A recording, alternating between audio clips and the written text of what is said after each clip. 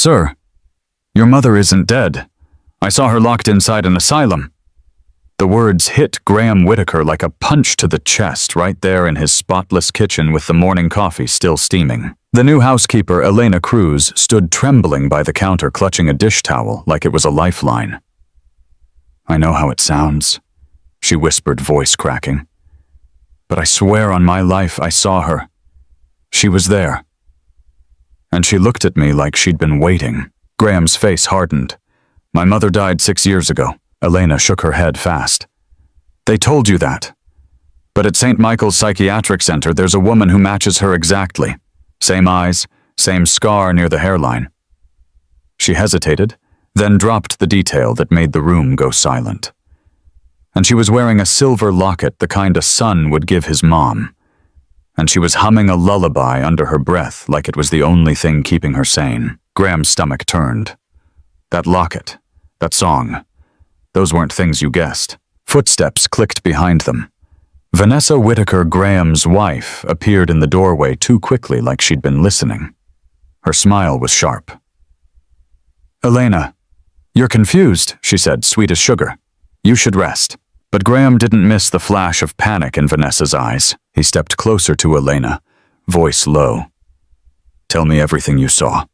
Every single thing." Because in that moment, Graham realized something terrifying. If his mother was alive, then someone had worked very hard to make sure he never found out. Graham didn't sit down. He couldn't. He paced the length of the kitchen like a man trying to outrun a memory bare feet on cold tile fists, opening and closing. "Elena," he said, keeping his voice steady on purpose, "people lie. People see what they want to see. 6 years is a long time." Elena swallowed hard. "I understand. I'd think I was crazy too." Graham stopped at this window. Outside, the hedges were trimmed like a magazine cover. Everything looked perfect. Too perfect. He turned back, eyes narrowed. "Then prove it." Elena's hands shook as she smoothed the towel on the counter. "When I worked at St. Michael's Psychiatric Center, I cleaned the 3rd floor wing. The locked wing. No visitors. No questions." She lifted her gaze, pleading and fierce at the same time. "They called her Patient M. They never used her real name." Graham's jaw tightened. Patient M could be anyone. Elena nodded like she'd expected that. "That's what I told myself until she grabbed my wrist." Graham froze. Elena held out her arm, as if she could still feel it. Her grip wasn't weak. Not confused. Strong. Like she'd been saving her strength for the right moment. Elena's voice dropped, and she leaned in and whispered, "My son doesn't know." The kitchen suddenly felt smaller. Graham forced a breath through his nose. "You're sure she said that?" "I'm sure." Elena's eyes shined with tears she refused to let fall. Then she looked past me like she was scared someone was watching, and she started humming. Graham's throat tightened. "What song?" Elena began softly, barely audible, a simple melody. 3 notes. A pause. Then 2 more like a heartbeat. The sound didn't belong in that bright kitchen. Graham's hand went to the edge of the counter. He gripped it until his knuckles went white. "That's impossible," he whispered, except it didn't come out like certainty. It came out like fear. Because that tune wasn't just a lullaby. It was his lullaby. The one his mother used to hum when thunderstorms shook their old house and the power went out. The one she'd sing while brushing his hair when he was little, telling him, "You listen to me, Graham. No matter what happens, you keep your heart soft." He hadn't heard that melody in years. He hadn't even let himself think about it. Elena took a step closer carefully, like approaching a wounded animal.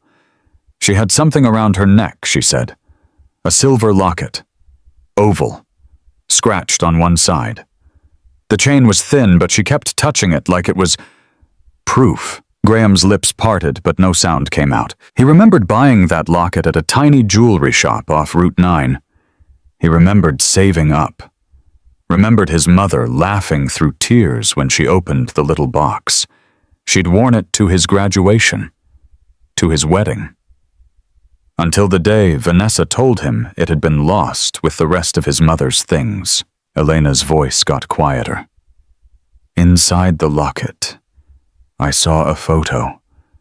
Just a glimpse. A boy on a bicycle missing a front tooth, grinning like he owned the world. Graham's stomach dropped as if the floor tilted under him. He hadn't seen that photo since he was a kid. His mother carried it everywhere. He stared at Elena, searching for any crack in her story, any sign she was guessing.